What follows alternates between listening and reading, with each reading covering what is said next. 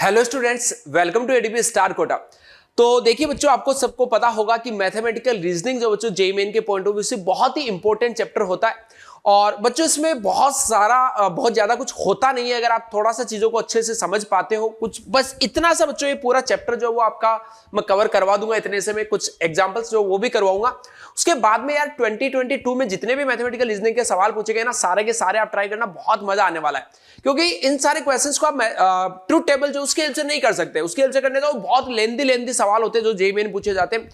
क्या आपको फंडा, क्या अप्रोच जो वो आपकी क्या होनी चाहिए, वो यहाँ पे बच्चों बेसिकली मैं आपको एक्सप्लेन करने वाला हूं। तो ध्यान से यार सारी चीजों को अच्छे से समझते हुए चलना, और इसी तरीके की और वीडियोस बच्चों मैं आपके लिए लगातार लेके आता रहूंगा। तो चैनल को सब्सक्राइब जरूर कर लेना ताकि कोई भी नोटिफिकेशन आपका मिस ना हो। तो यार देखो, चलिए स्टार्ट करते हैं। Mathematical reasoning is all about these 5 symbols. यहाँ पे आपके पास में एक डिसजंक्शन है, एक कंजक्शन है, एक नेगेशन है, एक इफ देन है, एक इफ एंड ओनली इफ है। तो मेन चीज तो क्या है कि यार आप मैथमेटिकल रीजनिंग जो है ना, उसके मोस्टली क्वेश्चंस को आप सेट थ्योरी की हेल्प से कर सकते हो। जैसे सेट थ्योरी के अंदर जो यूनियन होता है वो यहां पे बेटा डिसजंक्शन होता है, जो वहां पे इंटरसेक्शन होता है वो यहां पे कंजक्शन हो जाता है। तो यहां पे देखो, जो जैसे मैं ट्रूथ टेबल अगर आपको सबसे पहले बताऊं, तो यहां पे देखो जो मैंने अलग कलर से मार्क कर रखे, सिर्फ इन चीजों पे आप फोकस कीजिए। चिक्की जैसे दो स्टेटमेंट का डिसजंक्शन बेटा सिर्फ और सिर्फ एक केस में आपके पास में फॉल्स होगा, जब वो दोनों स्टेटमेंट पी एंड क्यू जो वो कैसे होंगे, फॉल्स होंगे। उसके बाद में यहां पे पी कंजक्शन क्यू, तो दो स्टेटमेंट का कंजक्शन या इंटरसेक्शन एक ही केस में बेटा ट्रू होगा, जब वो दोनों स्टेटमेंट जो वो क्या हो, ट्रू। उसके बाद में इफ पी देन क्यू, या फिर पी इंप्लाइज क्यू जो है वो भी इसको बोला जाता है। तो इसमें हम क्या बोलते हैं कि भाई दो स्टेटमेंट जो है उनका ये वाला इंप्लीकेशन फॉल्स सिर्फ एक केस में होगा, जब इसका फर्स्ट वाला स्टेटमेंट जो है वो ट्रू हो जाए और सेकंड फॉल्स हो जाए, अदरवाइज ये हमेशा ट्रू रहेगा। फिर ये डबल इंप्लीकेशन है, और डबल इंप्लीकेशन को बेसिकली ऐसा भी बोला जाता है, P implies Q conjunction Q implies P. तो यहां पे भी आप ध्यान रख सकते हो कि ये भाई ट्रू तभी होगा जब या तो दोनों स्टेटमेंट ट्रू हो, या फिर दोनों स्टेटमेंट जो वो आपके पास में बच्चों क्या होने चाहिए, फॉल्स होने चाहिए। आई होप आपको ये चीजें क्लियर हो गई होंगी। फिर ये बच्चों, ये सबसे इंपॉर्टेंट पार्ट होता है कि पी इंप्लाइज क्यू। आपको क्वेश्चन में जब टोटोलॉजी टाइप की चीजें पूछे जाते हैं, तो पी इंप्लाइज क्यू जहां पे भी ये सिंबल यूज हो रहा होगा, तो जब भी जैसे आप एरो देखोगे तो आपके माइंड में सिर्फ दो चीजें सबसे पहले आनी चाहिए। पहली कि भाई पी इंप्लाइज क्यू हमेशा ट्रू होगा, सिर्फ उस केस में फॉल्स होगा जब पी स्टेटमेंट जो ट्रू हो जाए और क्यू स्टेटमेंट फॉल्स हो जाए। पहली बात दिमाग में सेट होगी। दूसरी बात, पी इंप्लाइज क्यू, अगर अपने को स्टेटमेंट जो है उसको सिंप्लीफाई करना है, तो हम बच्चों पी इंप्लाइज क्यू को लिख सकते हैं negation of P disjunction Q. Clear?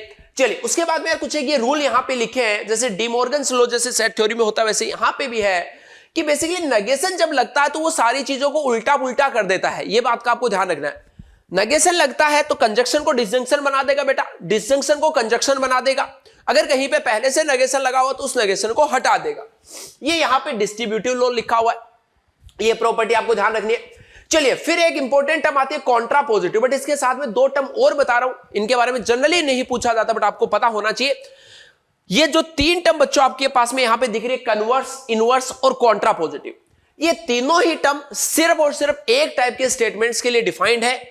P implies Q type के जो स्टेटमेंट है, इन्हीं के लिए तीनों चीजें जो डिफाइंड है। इसके अंदर कन्वर्स का मतलब है कि इन दोनों को इंटरचेंज कर दीजिए तो आपका स्टेटमेंट जो वो कन्वर्स स्टेटमेंट आ जाएगा। अगर बच्चों यहां पे ऐसे का ऐसा रहने दो और दोनों का नेगेशन लगा दो तो वो इनवर्स आ जाता है।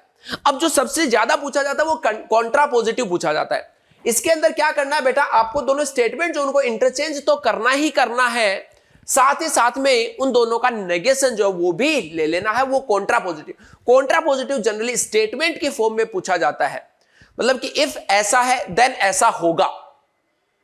तो इसका कॉन्ट्रा पॉजिटिव क्या होगा, इफ मतलब ऐसा होगा कि यदि ऐसा नहीं होगा तब ऐसा है, ऐसा नहीं है। ये इसका कॉन्ट्रा पॉजिटिव है। जैसे स्टेटमेंट दिया होगा तो आपको वहां से क्लियरिटी आ जाएगी। जो सेकंड स्टेटमेंट है उसको फर्स्ट बना दो, फर्स्ट को सेकंड बना दो और दोनों को नेगेशन के साथ लिख दो। चलिए, उसके बाद दो टर्म आती है बेटा, टोटोलॉजी एंड फैलेसी। टोटोलॉजी का मतलब कि सारी ट्रूथ वैल्यू जो वो ट्रू होनी चाहिए। इसको कई बार बच्चों सेट की हेल्प से बहुत आसानी से आप सवाल को सोल्व कर सकते हो। सेट में ऑल टोटोलॉजी का मतलब क्या है कि यूनिवर्सल सेट, जिसके अंदर ए यूनियन बी के जो बाहर वाला भी पोर्शन होता है, सारा पोर्शन कवर अगर हो जाए तो टोटोलॉजी है। और इसके लिए आप ये चीज बच्चों आप ध्यान रखिए कि किसी स्टेटमेंट किसी स्टेटमेंट का उसी स्टेटमेंट के नेगेशन के साथ में, आप देख भी सकते हो यहां पे कि जैसे ये मान लो कि कोई स्टेटमेंट P है, अगर मैं P के नेगेशन का मतलब P को छोड़ के बाकी सारा इसके साथ में अगर यूनियन लूंगा तो क्या पूरा एरिया कवर हो जाएगा? यस, तो ये यूनिवर्सल सेट आ गया टोटोलॉजी।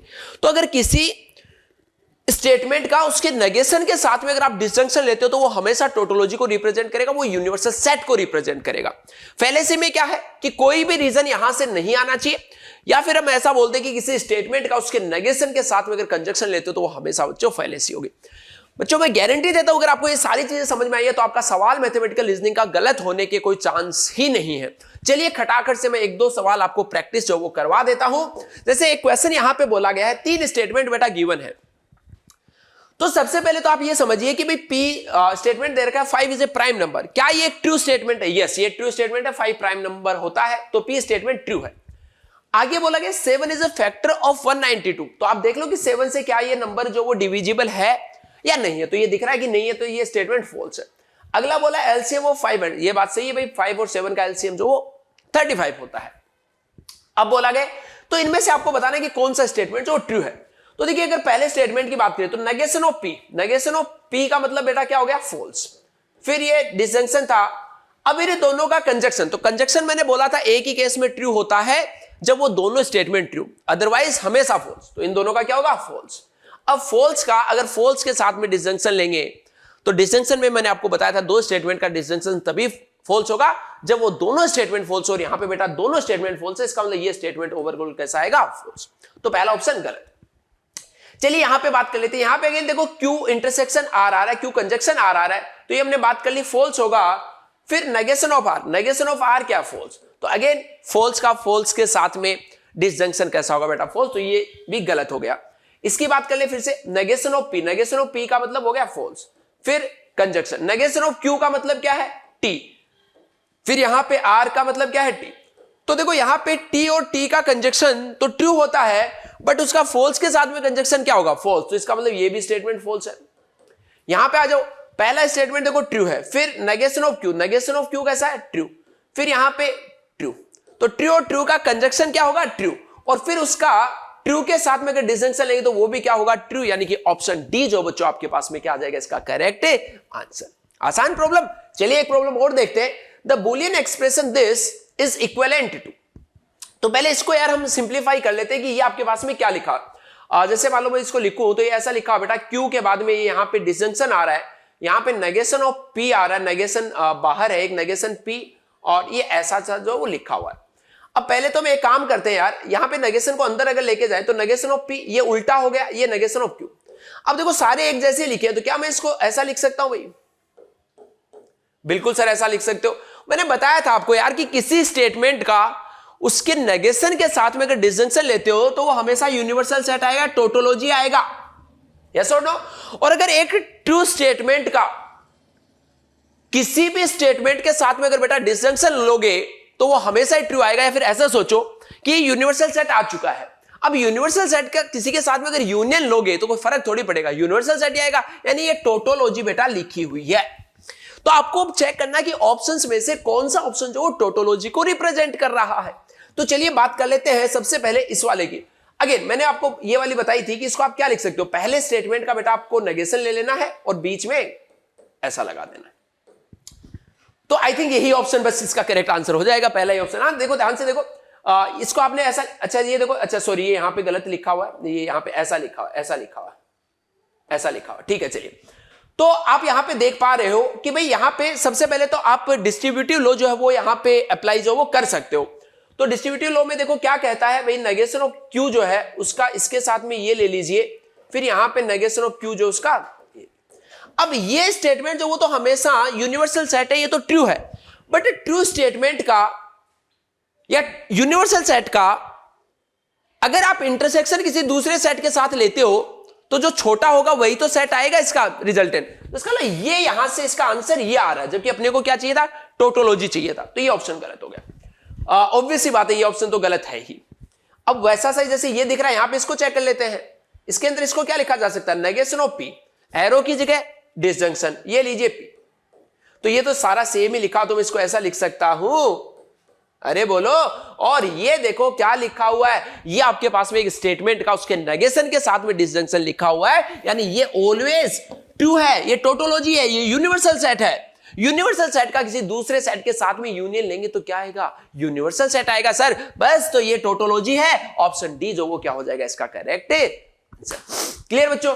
तो एक क्वेश्चन चलिए मैं आपके लिए भी दे देता हूं, ये आपके लिए होमवर्क रहने वाला है। जल्दी से मेरे को कमेंट सेक्शन में बताइए कि इस क्वेश्चन को करने में आपको कितना टाइम लगा और आपका आंसर जो वो क्या है। जो भी अप्रोच मैंने बताई बेटा सारी वही सेम चीजें यहां पे आपको अप्लाई करनी है, और आपका कमेंट सेक्शन में आंसर और टाइम बताना है कितने मिनट में आप इसको जो वो सोल्व कर पाते हो, ठीक है। और चैनल को सब्सक्राइब कर लेना, और कमेंट सेक्शन में आप बता सकते हो कि अगला कौन से चैप्टर का गारंटेड 4 मार्क्स का वीडियो जो आपको बच्चों चाहिए। ओके, चलिए बेस्ट ऑफ लक स्टूडेंट्स।